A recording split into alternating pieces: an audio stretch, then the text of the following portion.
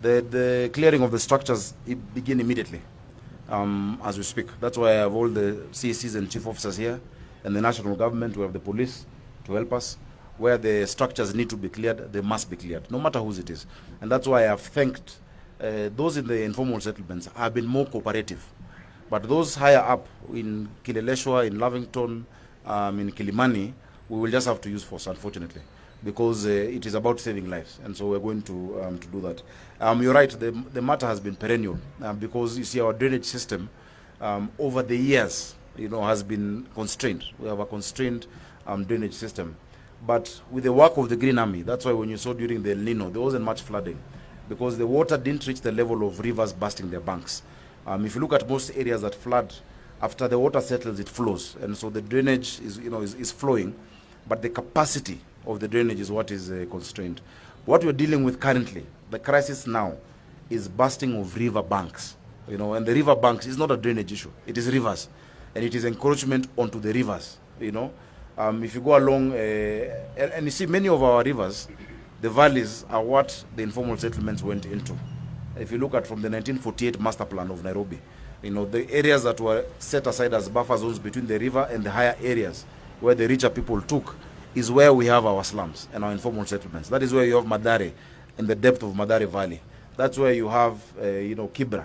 That's where you have Mukuru, along those valleys and the rivers. So the issue right now is not, the normal perennial issue that we have of drainage, but just the bursting of the banks of our rivers across.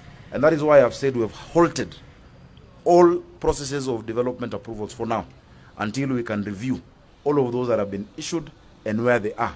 Because we shall not allow any development upstream to affect lives downstream.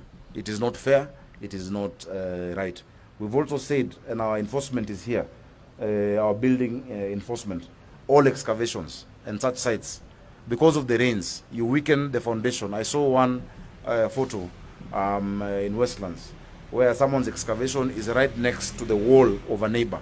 With this kind of rains, with this force, you completely weaken the structural integrity of your neighbor's house, and you cannot have a beacon-to-beacon excavation. That is not allowed. So we must enforce.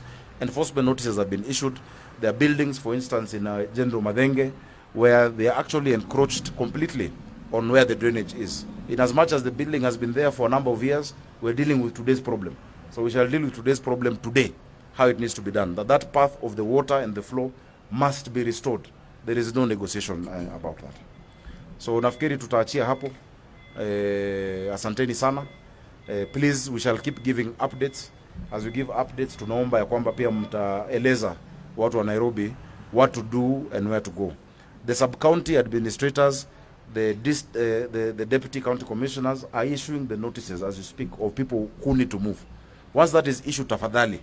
Sasa pale nimetoka, kuna mtu anasema ako comfortable, hataki kutoka.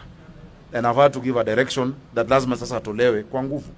Because wewe unaweza ona uko sawa, lakini the level of the rain, the level of, and that was at infinity. The level of the rain that we are expecting, haijui wewe uko sawa, itakuja na ikufungia hapo pale huko, and so those are the efforts that we are making. Asanteni sana na Mungu awabariki. Please stay safe and stay well. Thank you so much.